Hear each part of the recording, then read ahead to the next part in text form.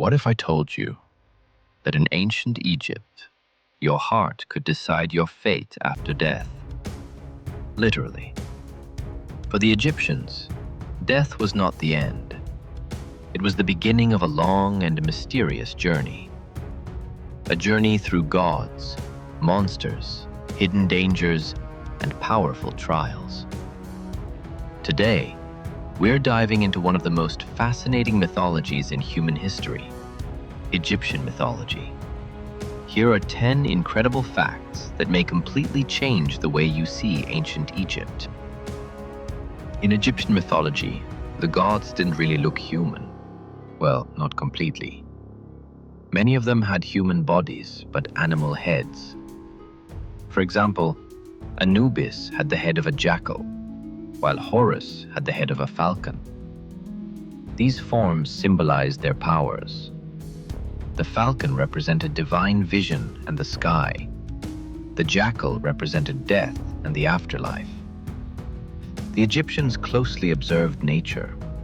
They saw the strength of the bull, the wisdom of the ibis, and the power of the crocodile. They gave those qualities to their gods.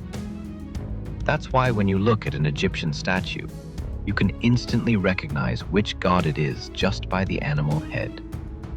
Every day the god Ra crossed the sky aboard his solar boat.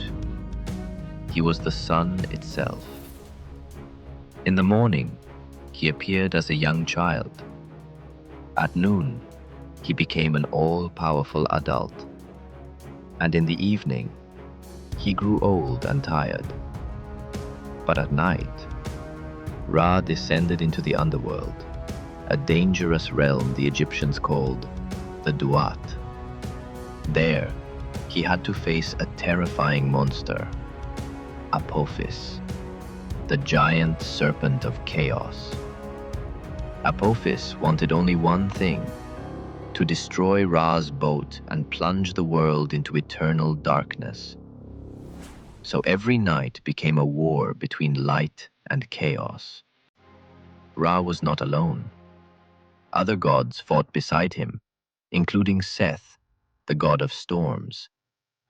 And every sunrise meant one thing: Ra had won again. Life could continue. One of the most famous Egyptian myths is the story of Osiris. Osiris was the first pharaoh of Egypt, a perfect king. He taught humans how to farm, bake bread, and create laws. But his brother Seth was jealous. During a great feast, Seth presented a magnificent golden coffin and promised to give it to whoever fit inside perfectly. When Osiris lay down in it, it was a perfect fit. Seth slammed the coffin shut, sealed it with molten lead, and threw it into the Nile. Osiris died. But Isis, his wife and a powerful magician, refused to give up. She searched across the world to recover his body. Seth later cut Osiris into 14 pieces and scattered them across Egypt. With the help of Anubis, Isis found almost every piece and used powerful magic to bring Osiris back to life, just long enough to conceive their son, Horus. Osiris then became the god of the dead and ruler of the underworld. For the ancient Egyptians, death was not the end. It was the beginning of a dangerous journey. After dying, the soul traveled through the underworld until it finally reached a place called the Hall of Two Truths, a gigantic divine courtroom. At the center of the hall stood an enormous golden scale, the scale of justice. On one side, Anubis placed the heart of the dead person. On the other side rested the feather of Ma'at. Ma'at was the goddess of truth, balance, justice, and cosmic order. Her feather was incredibly light. It represented a life lived honestly, without lies, cruelty, theft, or evil. Anubis carefully watched the scale. Beside him stood Thoth, the ibis-headed god of wisdom and writing. He recorded everything on a sacred papyrus scroll, but the soul was not alone. 42 judges stood before it. Each judge asked a question. Have you stolen? Have you killed? Have you lied? Have you caused suffering? The soul had to answer no to every accusation. This ritual was called the negative confession. Then came the final moment. If the heart was heavier than the feather, it meant the person had lived a life filled with lies and wrongdoing. And waiting beside the scale was something terrifying. A monster named Amut. Amut had the head of a crocodile, the body of a lion, and the hind legs of a hippopotamus. The three deadliest animals of the Nile combined into one creature. If Amut devoured your heart, your soul disappeared forever. This was known as the second death. No rebirth, no afterlife, nothing. But if the heart was lighter than the feather, Osiris declared the soul true of voice. The person could then enter eternal paradise, the field of reeds, a perfect version of Egypt with green fields, fresh water, peace, and endless food. For the Egyptians, this was eternal happiness. The ancient Egyptians did not believe that humans had only one soul. For them, a person was made of several spiritual parts that all needed to stay connected after death. The first part was called the Ka. The Ka was your life force, your spiritual double. It was born with you and stayed beside you your entire life. Even after death, the Ka still needed food and drink. That is why Egyptians placed bread, beer, meat, and offerings inside tombs. They believed the Ka continued to feed on the spiritual energy of those offerings in the afterlife. Then there was the Ba. The Ba represented your personality, your memories, emotions, and everything that made you unique. The Egyptians often showed the Ba as a bird with a human head. Why a bird? Because the Ba could leave the tomb during the day. It could fly across the world and move between the land of the living and the dead. But every night, the Ba had to return to the body inside the tomb. Finally, there was the Ak. The Ak was the transformed spirit created when the Ka and Ba reunited successfully after death. Once transformed into an Ak, the soul became powerful, radiant, and eternal. This is why funeral rituals were so important. The body had to remain preserved through mummification. The Ka needed offerings, and sacred spells had to be spoken correctly so the Ka and Ba could reunite. For the Egyptians, death was not the end. It was a transformation. For the ancient Egyptians, the pharaoh was not just a king. He was a living god, the direct link between heaven and earth. While alive, the pharaoh was believed to be the human form of Horus, the falcon god and son of Osiris. When he wore the crown, he became Horus himself. His duty was to protect Ma'at, balance, justice, and order. If the pharaoh ruled wisely, the Nile flooded at the right time, crops grew, and Egypt stayed peaceful. But if he failed, chaos could spread across the land. Famine, war, and disease. After death, the pharaoh became an Osiris and ruled the world of the dead. Then a new pharaoh would rise as the new Horus. Religion and political power were completely united. That is why pyramids were built on such a massive scale. The Egyptians believed they helped the pharaoh's soul rise to the stars and live forever among the gods. Egyptian mythology contained more than 2,000 gods. Yes, more than 2,000. Why so many? Because ancient Egypt existed for more than 3,000 years. Over time, cities became powerful, new pharaohs arrived, and religious beliefs constantly evolved.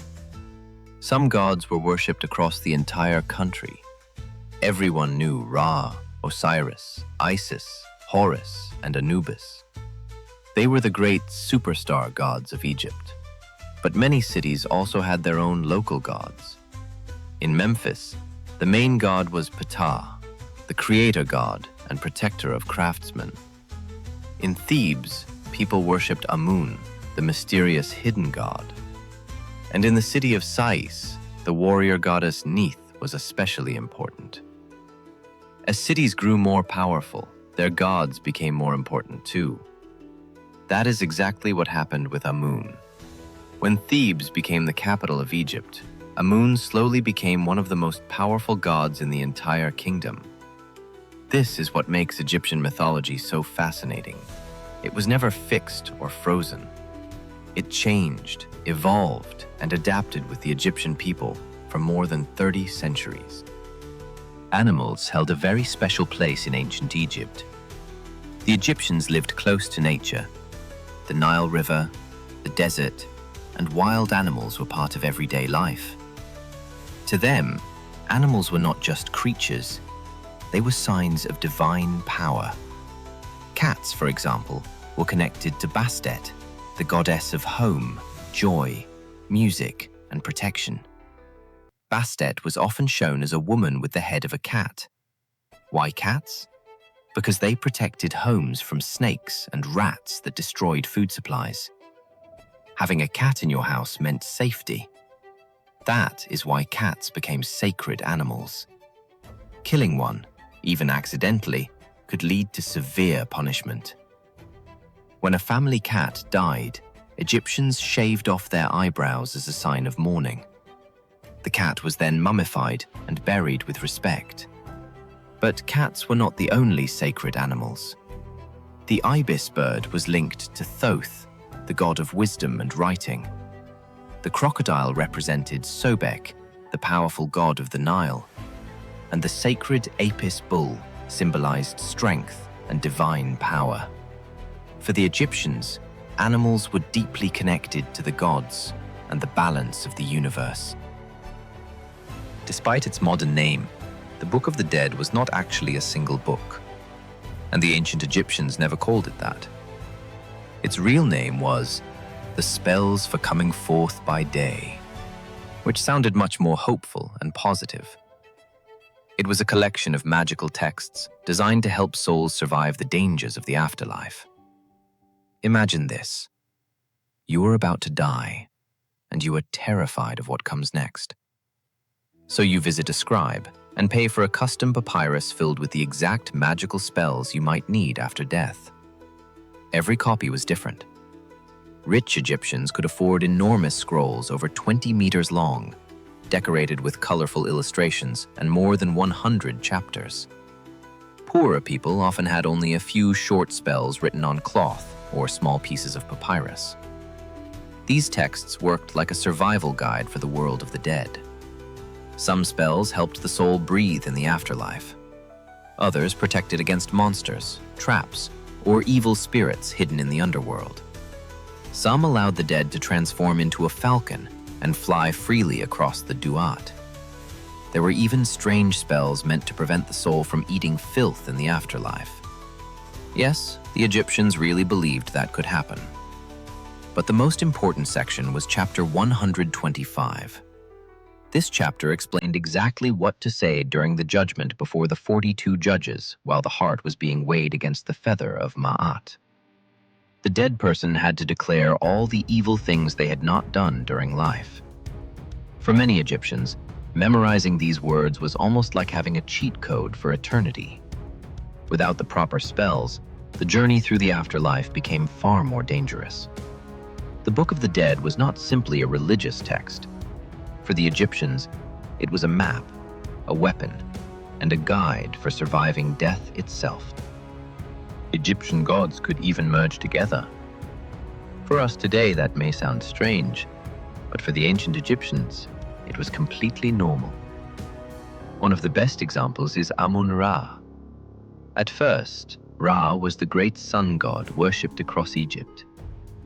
Then the city of Thebes became extremely powerful. The main god of Thebes was Amun, known as the Hidden One. The priests of Amun claimed their god was the most powerful. But the followers of Ra disagreed. Instead of fighting, the priests found a clever solution. They declared that Amun and Ra were actually the same divine being. That is how Amun-Ra was born. He combined the mysterious hidden power of Amun with the visible strength and light of Ra. Soon, Amun-Ra became the king of the gods and one of the most important deities in all of Egypt. This shows how flexible Egyptian mythology really was. As new pharaohs rose and cities became powerful, the religion evolved with them. It was never frozen in time. It changed and adapted for more than 3,000 years. Between hybrid gods, terrifying monsters, cosmic battles, and the judgment of souls after death, Egyptian mythology remains one of the most fascinating mythologies ever created. And even today, its influence is everywhere. You can see it in movies like The Mummy or Gods of Egypt, in video games like Assassin's Creed Origins, and in countless books, comics, and mangas. Why does it still fascinate us so much? Because these stories talk about things we still understand today: family, jealousy, justice, fear of death, and the hope that something might exist after life. So now I want to ask you, which fact surprised you the most? If you enjoyed this video, don't forget to like, subscribe, and share it with a friend who loves ancient Egypt. And tell me in the comments, which mythology should we explore next? See you soon for another journey into legends.